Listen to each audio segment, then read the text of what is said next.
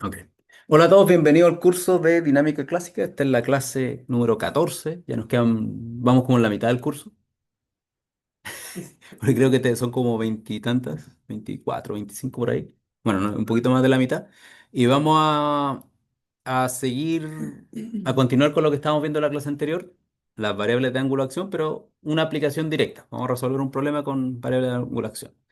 Entonces, si se acuerdan, a ver, vamos a achicar esto siempre para que no moleste pin, eso. Y esto lo mandamos para allá al fondo. Ahí sí. Entonces, ¿se acuerdan? El caso de las variables de ángulo de acción eran, si teníamos un sistema que era cíclico, eso quería decir que nuestro espacio de fase en el espacio de las coordenadas generalizadas, en momentos canónicos, lo podíamos escribir de formas que eran periódicas, separables, etcétera, etcétera.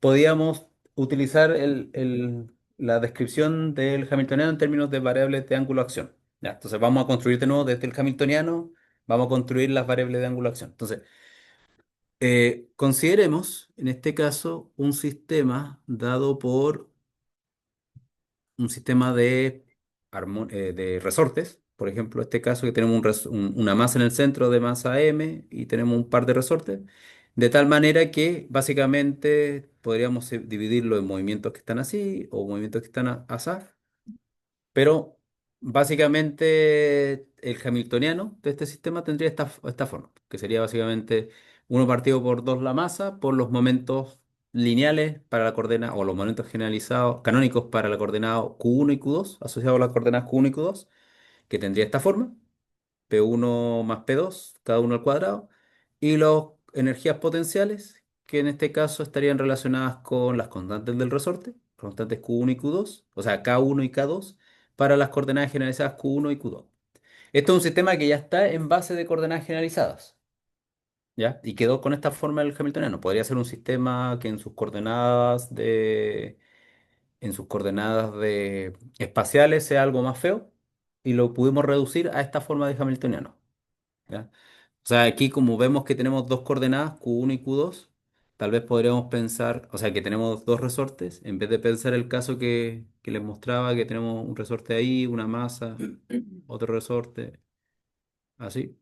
Como hay dos constantes de resorte, podríamos pensarlo simplemente en un sistema que tiene algún tipo de libertad. Digamos que acá en este caso, si consideramos que las coordenadas Q1 están así y las coordenadas Q2, podríamos encontrar que la energía potencial tendría que ser primero la coordenada, digamos que este tiene Q1, no, perdón, Q2, Q2, K2, K2, Q1, Q1, y al escribir el sistema nos va a quedar algo parecido a esto, pero digamos que estos son los valores efectivos de las constantes resortes. Porque si uno escribe la energía potencial en esta dirección, va a depender del largo natural del resorte, y este va a crecer con Q, mientras que este que está acá, con Q1, Q2, perdón, mientras que este que está acá, lo que este se recoge, el otro se alarga. Entonces van a ver como términos como sumas o restas de las constantes de resorte, de tal manera que al final uno podría terminar con una forma que es general de esta forma, simplemente con un K1 que es el equivalente efectivo de las constantes de los dos resortes, para que tome en consideración ese hecho. O sea, digamos que desde el sistema, que es este que está acá, que depende de las coordenadas x1, x2, p1 y p2, le vamos a poner aquí una virgulilla arriba, nosotros vamos a reducir ese hamiltoniano escrito en esas coordenadas a este hamiltoniano que está acá, ya para que tengamos esa noción de que no necesariamente el hamiltoniano que les estoy mostrando es el de este sistema en sí, sino que puede ser de varios otros sistemas que tienen la misma, se pueden reducir a la misma forma en términos de sus coordenadas generalizadas. ¿Y aquí vamos a hacer con esto? Si se acuerdan, una de las gracias de las variables de ángulo de acción y de las transformaciones canónicas era el hecho de que, en principio, el momentum generalizado uno estaba relacionado con la derivada parcial de la función generadora de las transformaciones con respecto, la derivada parcial con respecto a Q1 y el P2, está relacionado con la derivada parcial de la función generadora con el Q2. ¿Ya? De tal manera que el hamiltoniano eh, tiene esa forma y aparte este hamiltoniano va a tener que responder a una constante, ya que vamos a estar en el caso de Hamilton-Jacobi. Y aparte, como ninguna de estas variables depende explícitamente del tiempo, la energía que es el hamiltoniano va a estar conservado y por lo tanto una constante de movimiento. Aquí estamos haciendo como un súper resumen. Entonces digamos que h, que originalmente era un medio p1 cuadrado, p2 cuadrado, más, bueno, k1 medios, q1 cuadrado más k2 medios, q2 cuadrados, en este caso va a corresponder a alfa, una constante de movimiento, en parte porque no hay una dependencia explícita del hamiltoniano en función del tiempo. Y por otro lado, esta forma en particular nace de conectarlo con Hamilton-Jacobi. De tal manera que W va a ser el generador de las transformaciones canónicas. ¿Cuál es la gracia de este hamiltoniano que está acá? Que en principio la función W, como lo podemos ver, tenemos un término que solo depende de las derivadas parciales con respecto a Q1, otro término que solo depende de Q1 y el otro término que es básicamente igual pero dependiente de Q2. Entonces, eso quiere decir que en principio nuestra función W es una W que es separable, una W que sirve para las coordenadas generalizadas 1 y otro W que sirve para las coordenadas generalizadas 2. Y eso se traduce básicamente a que si yo escribo W de esas dos formas, mi sistema hamiltoniano, que era las derivadas con respecto a Q1 y Q2, yo puedo separarlas en términos de de la función W1 y de la función W2. De tal manera que yo tengo un pedazo de hamiltoniano que solo depende de Q1 y un pedazo de hamiltoniano que solo depende de las variables 2. De tal manera que esto es un sistema que es separable. O sea, el movimiento en Q1 y el movimiento en Q2 son independientes, como lo que ocurriría como lo que ocurriría aquí con este resorte. Que yo si le doy una perturbación en ese lado, básicamente estas dos constantes siempre se cancelarían a nivel de fuerza. Entonces, si yo solamente lo muevo en esa dirección, el resorte oscilaría en esa dirección y no pasaría nada con la otra. Mientras si yo lo muevo en la otra, pasaría exactamente lo mismo. Y si yo hago un movimiento en diagonal, nuestro resorte haría un movimiento de ese estilo. De tal manera que siempre sería movimientos que son separables. En lo que ocurre en la coordenada X y en lo que ocurre en la coordenada, bueno, en la Q1 y en la Q2. Entonces, visto eso y visto esto que está acá, que es importante recordar que hemos hecho un- una reducción de pasar de un hamiltoniano que depende de ambas variables a un hamiltoniano que es separable. Entonces aquí nos tenemos que acordar de, por ejemplo, el método de separación de variables, básicamente. Aunque en este caso es un poco más directo. ¿A qué me refiero con eso? Si yo tengo que mi ecuación diferencial parcial, que depende de la coordenada Q1 y que depende de la coordenada Q2, son una constante, y esto que está acá es una función de Q2 y este que está acá es solo una función de Q1, eso quiere decir que cada una por separado son constantes. Ya que, no sé si, o sea, si yo tengo una función que solo depende de Q1 más una función G que depende de Q2 y eso es una constante, eso implica que eh, como esta depende solo Q1, esta tiene que ser constante y esta que está acá también tiene que ser constante, independiente de la forma funcional que tengan. Pero el hecho de que solo dependan de una variable y no de la otra obliga a que ellas mismas tengan que ser constantes. Y es como la base cuando uno hace separación de variables o cuando uno estudia los autovalores en el caso del hamiltoniano, de mecánica cuántica o en teoría electromagnética, cuando uno hace separación de variables. Entonces, ¿eso qué significa? Que en realidad tenemos dos hamiltonianos, uno asociado con la coordenada 1 y uno asociado con la coordenada 2. Cada una de ellas tiene una constante de movimiento, alfa 1 y alfa 2, que la combinación de ambas nos da el alfa total, lo que sería la energía total del sistema. En este punto simplemente estamos diciendo que la energía del sistema se descompone en la energía que tiene la parte uno más la energía que tiene la parte 2. Ahora, como estas dos funciones se parecen mucho, podemos resolver las ecuaciones diferenciales por separado, ya que cada una depende de una constante y tendremos que ver en qué límite podremos resolverlas. Ya, entonces, una de las cosas importantes es cómo se parece mucho a lo que vimos en la clase anterior, si es que se acuerdan. Vamos a agarrar esta primera ecuación diferencial. Pum. Por ejemplo, si tenemos esa ecuación diferencial, la pegamos aquí, me quedo gigante. Entonces, si tengo esa ecuación diferencial y la quiero resolver, para encontrar W, lo que tendríamos que ver es que básicamente restamos acá, nos queda alfa 1 menos K1 medios Q1 2, nos va a quedar un 2m adelante y nos va a quedar de omega de W1 por dQ1 al cuadrado. Por lo tanto, nosotros podríamos resolver este sistema básicamente integrando esto que está acá, K1 medios Q1 cuadrado por 2. ¿Ya?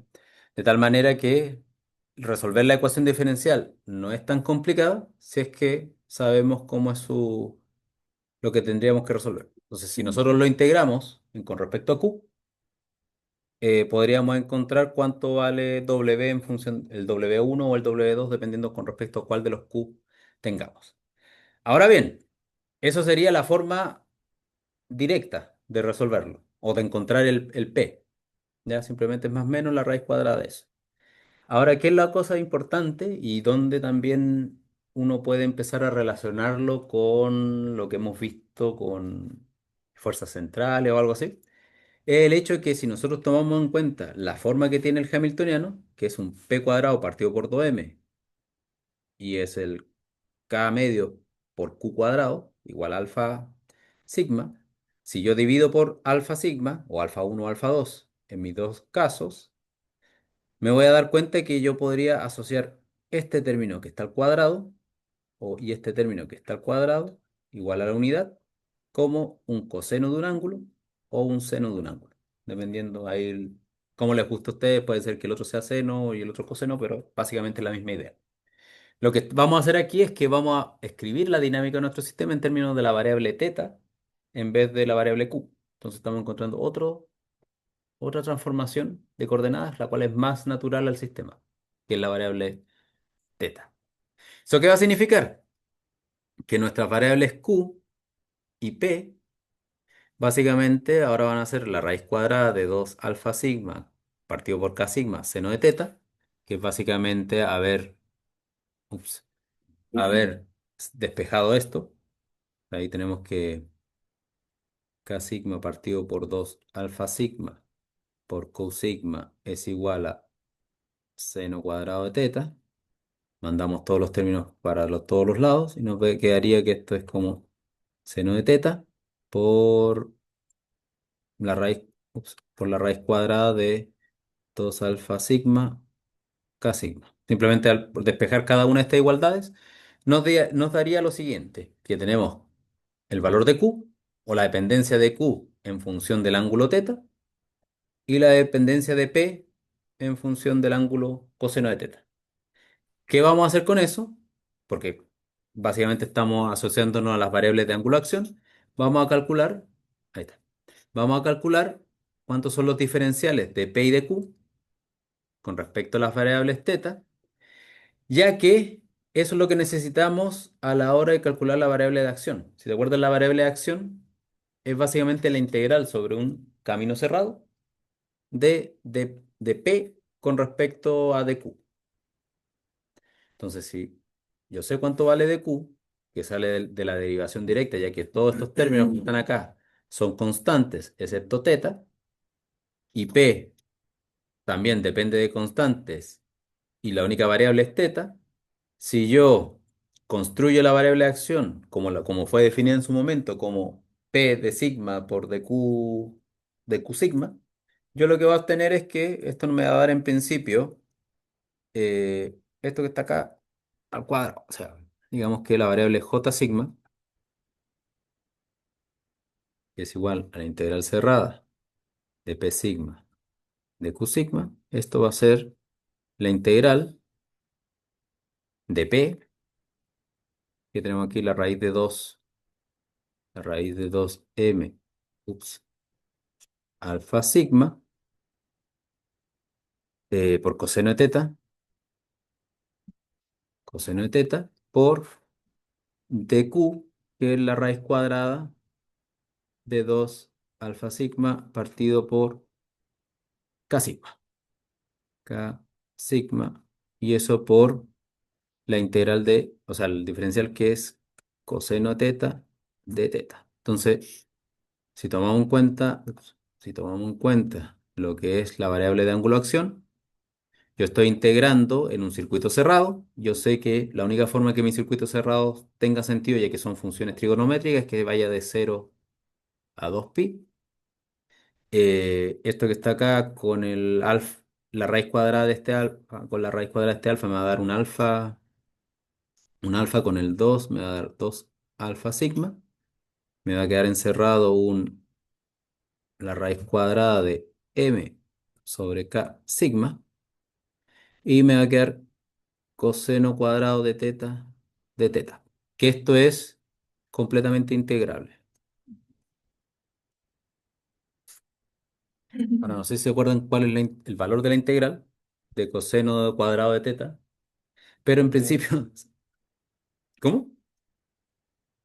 Un medium. Un- ¿No? no, esto es como es pi. Sí. Al Tienes que- valor total. el valor total. Dando la función. Ah, bueno, la cosa es que sale que cuando hacemos la variable de acción, cuando hacemos la integral de p de q, nos sale que todo esto depende de 2pi alfa sigma raíz cuadrada de m partido por k. Y tenemos la variable de acción. Genial. No tuvimos ni siquiera que meternos con integrar la función w para encontrar la función w y hacer todo el proceso que hicimos antes. Simplemente encontramos que p y q tienen una relación directa y que podemos calcular la variable de acción. ¿Qué va a pasar con eso? Si se acuerdan cómo uno procedía con las variables de ángulo de acción, si uno encontraba las variables de ángulo de acción en función de las constantes de movimiento, uno podía invertirlas, escribir las constantes de movimiento en términos de las variables j. Entonces, si hacemos eso, decimos que alfa sigma es uno partido por 2pi, la raíz de k sigma partido por m por j, que es la variable de ángulo, que es la variable de acción, perdón, y nos acordábamos que alfa 1 más alfa 2 es igual a alfa. Y esto básicamente estaba relacionado directamente con el hamiltoniano.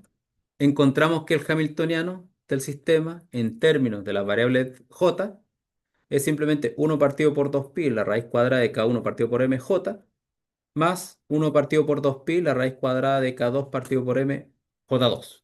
Y eso suena a lo que teníamos de mecánica cuántica.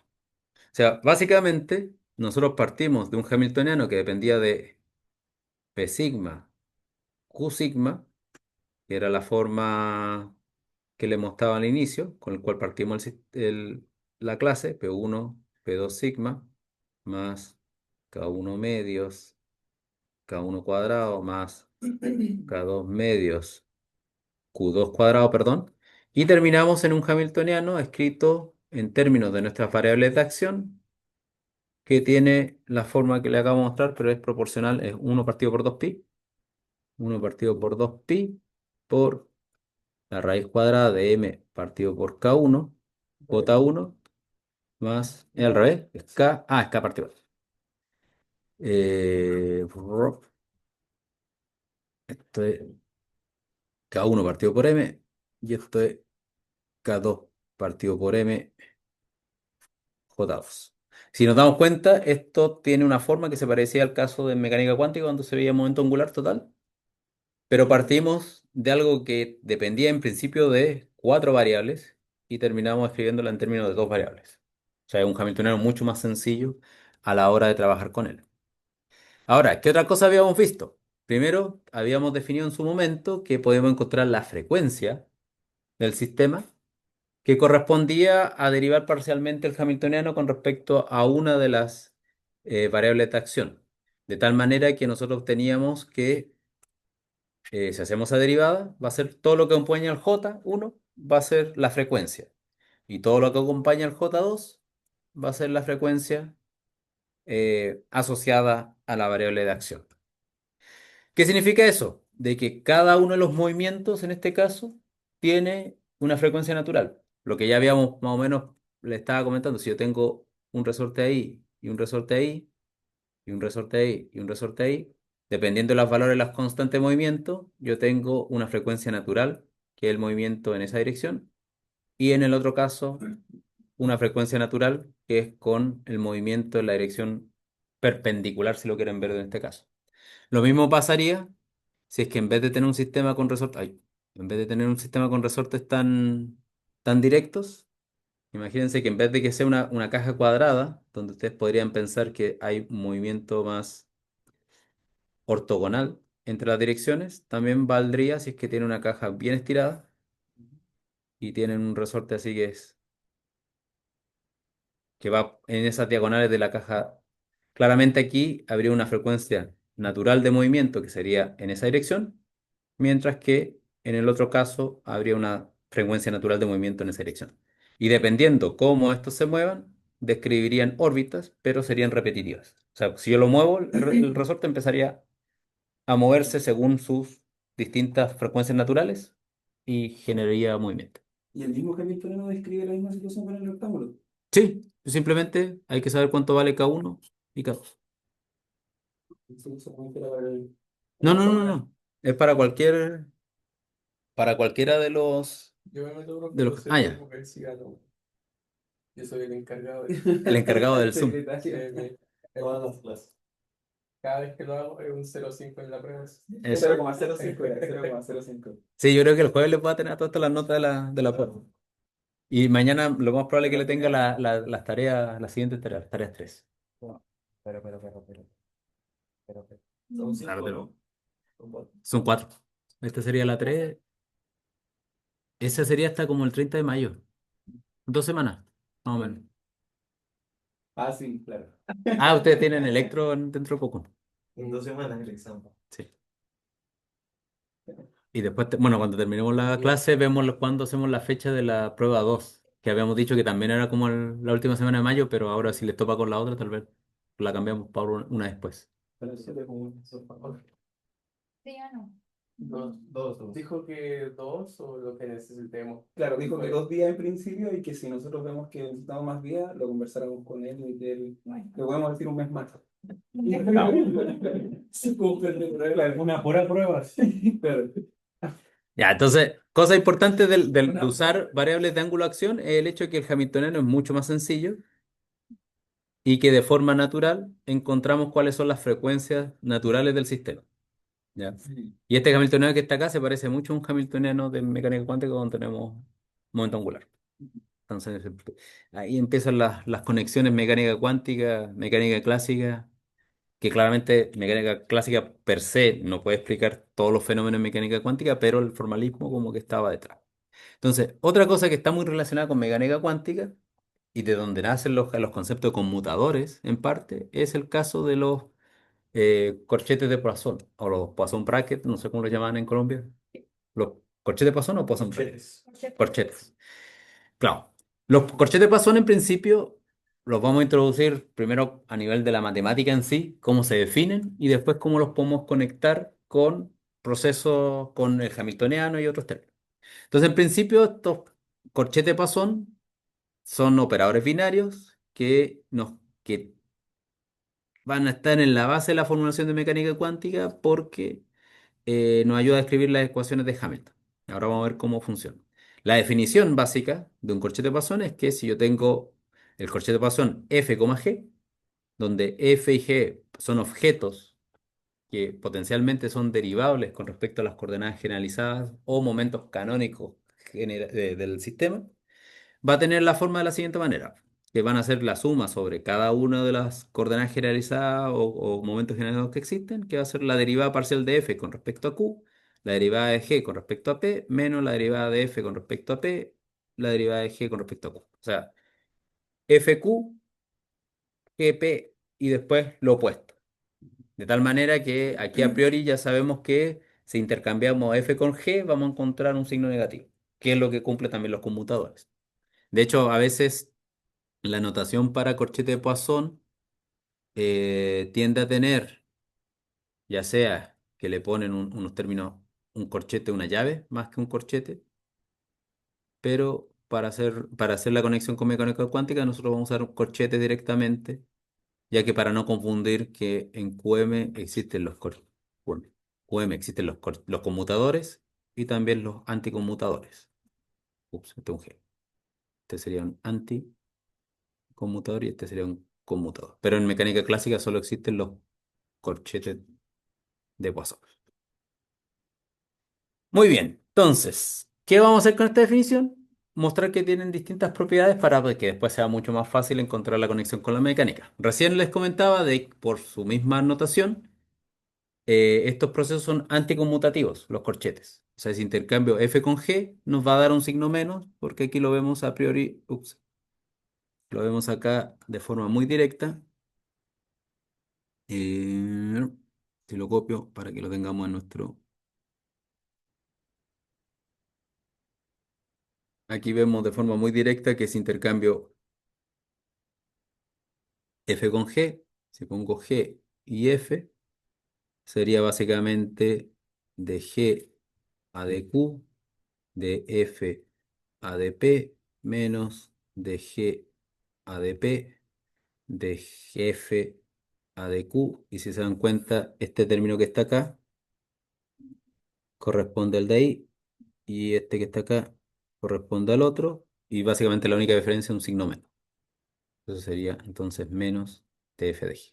Eso quiere decir que si intercambio los objetos a los cuales está operando el corchete, él tiene un signo global negativo. Otra cosa que es importante es que cumple la propiedad de bilinealidad. ¿Eso qué quiere decir? Que si yo combino objetos en uno de los lados del paréntesis, o en uno de los lados del corchete, o en el otro, el objeto se comporta de forma lineal. Si yo hago combinaciones lineales en los dos lados, tengo una cosa que, piénselo como cuadrático. Pero en principio lo único que estoy logrando es que si yo tengo un A por F más B por G, donde A y B son números reales, cuando yo construyo este corchete de Poisson, yo puedo distribuirlos de forma lineal. O sea, que eso quiere decir que es A veces F, J, donde J es el segundo elemento, más B veces G, J. ¿Ya? De tal manera que este tipo de corchetes tiene esa gracia. Lo otro, la otra propiedad que se conoce como la regla de Leibniz, que a veces en el, en el dependiendo de la universidad, a veces le llaman la regla del chanchito, que básicamente, de que me acordé ahora cuando estudiaba, a veces le decían la regla del chanchito, que básicamente quiere decir que el chanchito era un juego de niños que existía antes, de que básicamente había uno en el centro y entre varios lo empezaban a apretar y como que saltaba, por decirlo así. Entonces, en la regla del chanchito básicamente dice que si tengo entre F y G, J, F y J aprietan a G y G salta hacia adelante y si después eh, lo vuelve a pasar, salta para acá. Y ahí por eso sale un G aquí y un F acá. Pero es una regla que no tiene mucho sentido en general, pero sí lo podemos ver del punto de vista de que la regla de Leibniz básicamente nos dice que este elemento que está multiplicando a G sale para afuera y en el otro caso, cuando actuamos sobre el segundo, sale hacia adelante. Básicamente es como aplicar la derivada del producto manteniendo el orden hacia donde está. Entonces, si se dan cuenta, F y G, F está a la izquierda, G está a la derecha, y eso significa que J si actúa sobre F, G sale a la derecha, y si actúa sobre G, F es el que sale. Entonces, Ujú. Básicamente algo que se pueda enlazar con los anticonmutadores o no? En este caso, no. Con la regla de Leibniz, no, No, no, pero... no, en Ah, general. con lo O sea, tenemos clásicamente. corchetes de Poisson, ¿cierto? Con la resta, con la suma de algo equivalente o O sea, lo no más sé, o cercano a un corchete de Poisson, porque pues, en general para describir la ecuación de movimiento, los corchetes de Poisson son útiles. Pero si tú quisieras construir algo que se parece a un anticonmutador, tú tendrías que agarrar esto y ponerle un signo más. pero aparece en alguna parte, ¿lo No, ha visto? no, no, por eso digo, es como que Porque si quieres construir un anticonmutador, cambias esto por un más y te queda algo que pero se comporte como un anticonmutador. cuando uno trabaja con los conmutadores, ¿cierto? Y con el oscilador armónico, si uno lo trabaja con bosones, pues está la Sí, conocida, ¿cierto? A daga igual a uno. Y para fermiones existe con el anticonmutador. claro, Y con fermiones, con la regla de Leibniz, uno también construye una con, para bosones. exacto. Pero yo no he podido encontrar, no sé por qué, ¿cierto? Para bosones no hay anticonmutador, no hay relación. Es porque Así. los bosones en principio los puedes intercambiar de posición y tu sistema queda invariante. Entonces, no sé, el anticonmutador no aplica. Mm, O sea, el anticonmutador significa que si yo los cambio de posición, quedan, quedan con signo negativo. pero porque para fermiones sí existe la relación. Es que porque los fermiones tienen la propiedad de que tiene que ser la función, el sistema tiene que ser completamente antrisimétrico. O sea, cuando tú tienes dos fermiones, la función de onda, la solución de un sistema Ajá, cuántico, sí, sí, tú tienes que por la poder, si simetría. intercambiar las partículas, tiene un signo menos. Es por la simetría, es por la estadística de los fermiones y la estadística de los bosones. Pero en mecánica clásica, tener objetos que cambien de posición o coordenadas, que en principio son números reales, que tienen la propiedad de conmutar, es difícil encontrar un sistema clásico que se pueda describir en términos de objetos que anticonmutan. Pues yo creo que por ahí en mecánica clásica no existe el hecho de que si intercambio posiciones me cambia mi sistema completamente. Ya, entonces, la regla de Leibniz básicamente nos dice que si yo tomo este objeto, lo voy a hacer así cortito, porque tampoco es la idea que nos llevemos toda la tarde derivando, pero si yo tengo este conmutador que es f, gj, yo debería hacer la derivada de fg con respecto a q por la derivada de j con respecto a p menos lo mismo, la derivada de fg con respecto a p por la derivada de j con respecto a q. Y aquí, si ustedes ven esto, ¿por qué sale la regla de Leibniz? Porque estoy aplicando la derivada del producto de dos funciones. Esto que está acá es básicamente f por la derivada de g más eh, df por g. Y lo mismo va a aparecer acá arriba y básicamente ya sale fácil que en este caso me va a quedar f gj más f jg. Es simplemente una propiedad de la deriva. ¿Qué otra regla es la identidad de Jacobi? La identidad de Jacobi básicamente nos dice que si yo hago permutaciones cíclicas de tres objetos, de tres elementos dentro de los corchetes de Poisson, estos se van a cancelar. O sea, si se dan cuenta, aquí yo tengo FGJ y siempre si me muevo cíclicamente, o sea, si el F lo paso donde está el J lo paso donde está el G y el G donde está el F, la suma de las tres combinaciones me va a dar cero. Después de la F no dio una coma, o después de la G, después de la J. Mm, Ah, ahí. ah, sí, Sí, o sea, el ponche. corchete de Poisson del corchete de Poisson tiene que ser que también vale para el conmutador. O sea, no es una propiedad, es básicamente de los objetos que sean eh, que se cambien al intercambiar sus entradas, cambien de signo, van a cumplir esta propiedad. Lo mismo pasa a veces con la propiedad de Jacobi para el tensor electromagnético. También, cuando uno va haciendo las sumas de las derivadas de los elementos, los vas cambiando cíclicamente y obtienes que te da cero. Bien, entonces, ¿qué pasa ahora cuando Dado la definición de corchete-Poisson, introducimos nuestros objetos de mecánica clásica. Por ejemplo, el hamiltoniano. Si yo agarro el hamiltoniano y calculo corchete de Poisson del hamiltoniano con respecto a una función f, cualquiera, yo lo que obtendría sería la derivada del hamiltoniano con respecto a q por la derivada de f con respecto a p menos la derivada del hamiltoniano, etcétera, etcétera, lo que es el corchete de Poisson.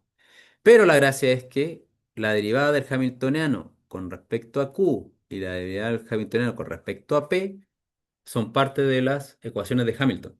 Nosotros sabemos qué características tienen cada una de ellas. ¿Eso qué quiere decir? Que la derivada del hamiltoniano con respecto a q nos va a dar p punto y y el menos la derivada del hamiltoniano con respecto a p nos va a dar q punto con un signo menos global. Entonces este nos da menos p y el otro nos da menos con ese más. Nos queda de esa forma. Y esto en principio estaría relacionado directamente a una derivada parcial. Total, perdón, de f. O sea, si se dan cuenta, estamos derivando en el primer término que salía p punto por la derivada de f con respecto a p, es básicamente, si lo ordenamos para el otro lado, de f a dp por dp a dt, y en principio estaría relacionado con una derivada de ese estilo. ¿Ya? Lo mismo pasa con el otro. La cosa es que para que sea consistente nos va a quedar el término de derivada parcial, dando vuelta. ¿Ya? Entonces, ¿qué es la cosa importante? Es que nosotros tenemos que el conmutador del Hamilton, el corchete Poisson, el corchete Poisson del hamiltoniano con una función f, en principio va a tener una dinámica dada por el corchete Poisson y de las derivadas parciales de la función f. O sea, en el sentido de que la derivada total de f con respecto a dt depende de menos el corchete Poisson del hamiltoniano con respecto a f más la derivada parcial. Si f no depende explícitamente del tiempo, este término no está. Y podríamos encontrar que la dinámica de f o la evolución de f en función del tiempo está dada por la evolución del hamiltoniano con el f, a través del corchete Poisson. ¿Qué significa eso? Que si ahora nuestras funciones f genéricas las reemplazamos por p o q, notarían cosas entretenidas, que por un lado era la derivada de f con respecto a t era igual a menos, voy a escribir nomás lo que había escrito, lo que estaba escrito antes, menos la derivada de f con respecto a t.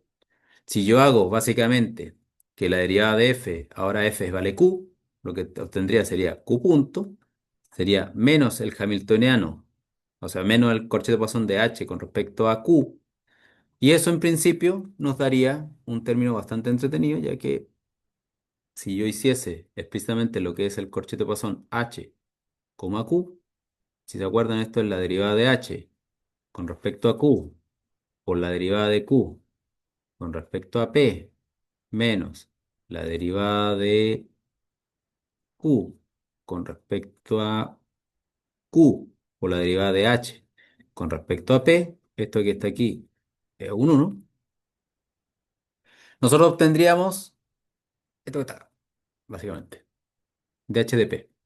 Por un lado es igual a q punto y estaríamos relacionándolo de esa manera. Lo mismo pasa con p punto.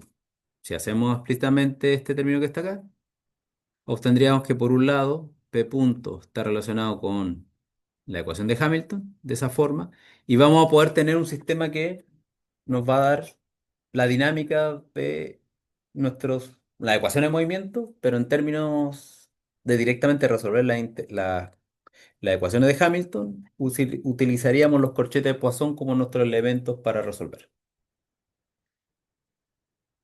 Eso.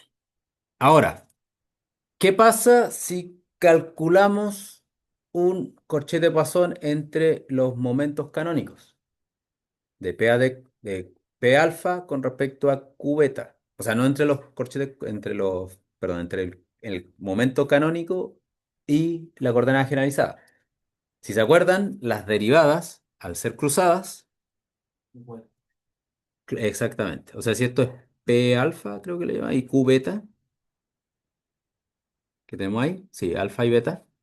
Si se acuerdan, esto es la suma sobre sigma de P alfa con respecto a de Q sigma con de Q beta con respecto a P sigma menos la derivada de Q beta con respecto a Q sigma con respecto de P beta, eh, P sigma, si no me equivoqué en los cosas.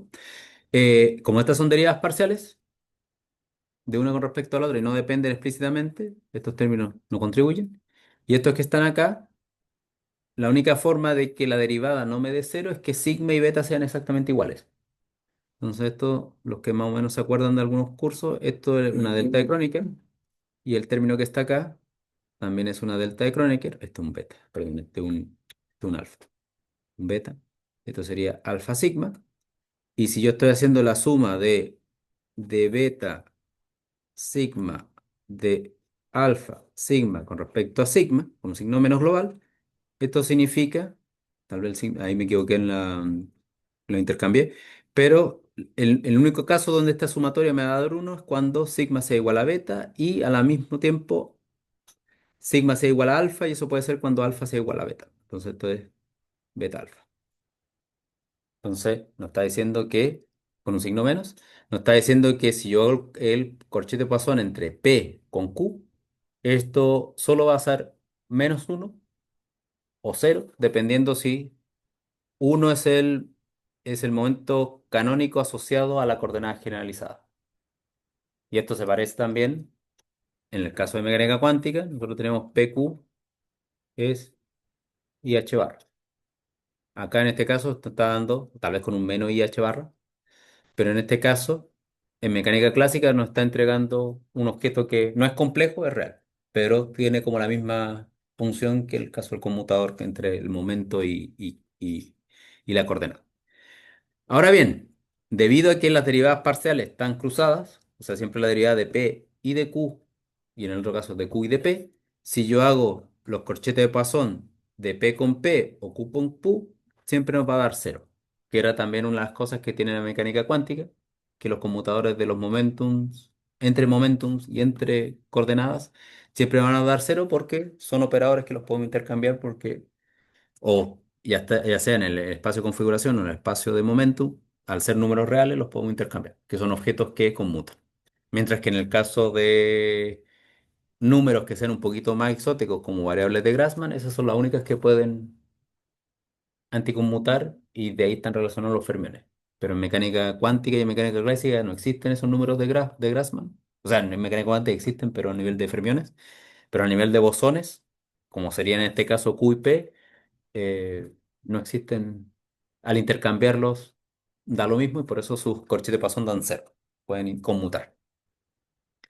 Bien, entonces, dicho eso, y hablando tanto de mecánica cuántica, ahora un poquito haciendo un resumen de lo que vimos de las variables de acción y de lo que vimos de los corchetes de Poisson, nos vamos a dar cuenta de dos cosas. Primero, en los tiempos tempranos de la mecánica cuántica, Sommerfeld y Wilson habían considerado que tal vez la mejor forma de describir estos nuevos fenómenos que estaban apareciendo eran las variables de acción, pero pensando que están cuantizadas.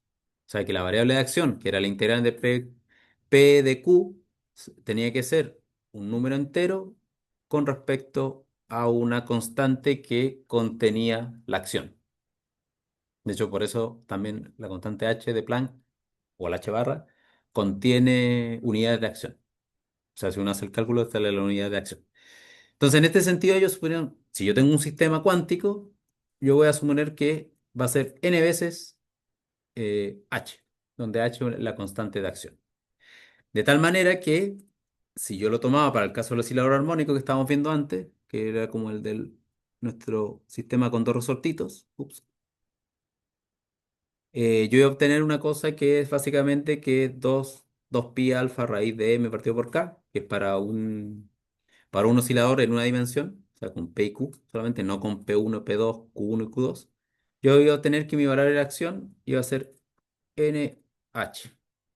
Y ahí empezaba un poco, porque La única diferencia con un sistema cuántico es que el n está corrido en un medio, por ejemplo, para el oscilador armónico. De un oscilador armónico que lo estamos tratando de que se comporte como mecánica cuántica. Por otro lado, la energía del sistema, al depender de la variable de acción, en este caso el J, que está acá, y sabiendo de que estos términos están asociados con las frecuencias naturales del sistema, nosotros íbamos a tener que la energía de un sistema en este caso podía ser escrito como ya sea NH partido por 2pi por omega o del punto de vista más connotación más clásica sería NH barra omega.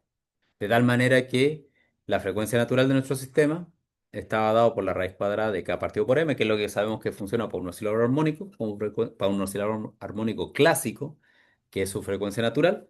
Y en este caso, la energía estaría en niveles cuantizados, pero podría ser que n vale cero, en el sentido que no están cuantizados, le falta el ground state, O sea, una variable de angulación sería la aproximación de Bohr-Sommerfeld de alguna otra manera. más o menos. Porque Sería como un caso semiclásico de cuántico, una descripción semiclásica de un sistema cuántico, porque era en los inicios, todavía no aquí, es- debe haber sido como en los 1940, 50 y tanto, algo así, cuando estaba recién naciendo la mecánica cuántica, y existían estos fenómenos que se estaban viendo en laboratorios, porque ya la energía de los laboratorios permitían hacer experimentos que tocaban la naturaleza cuántica de algunos sistemas. Pero, claro, no había explicación por qué con la mecánica clásica, primero el típico problema de por qué el electrón no caía al núcleo, de la estabilidad de la materia, etcétera, etcétera, etcétera. Entonces, tal vez la forma de por qué no caía el electrón al núcleo era que estaba obligado a existir en un estado cuantizado de que no podía tener cualquier radio, su órbita no podía ser a cualquier distancia, sino que existían en múltiplos enteros de una radio fundamental. Entonces, en ese sentido, la mecánica cuántica se empieza a conectar con estas variables de angulación. Bien, como no todo es bonito en la vida, un problema del Landau, que es encontrar los coches de Poisson, pero ahora para el momento, para el momento angular, clásico, donde M es R cruz P, y encontrar el corchete de Poisson entre el momento y el momento angular. O sea, P, M. Y el otro es darse cuenta que qué pasa con los entre componentes, o sea, el momento angular, bueno, Y, el corchete de Poisson, que esto en general en mecánica clásica debería ser una cosa así. Donde en mecánica cuántica aparecía un IH barra para, y se demostraba que dependiendo de los estados y cómo está escrito el hamiltoniano, quizá existía alguna forma de escribir HMZ. Si daba cero, quería decir que al conmutar con el hamiltoniano existía, eh, son observables que se pueden, no, uno no interfiere con el otro, etcétera, etcétera, etcétera. Independiente, eso. Esa era la palabra que estaba buscando. Bueno, entonces vamos a parar la grabación aquí, pero tenemos que fijar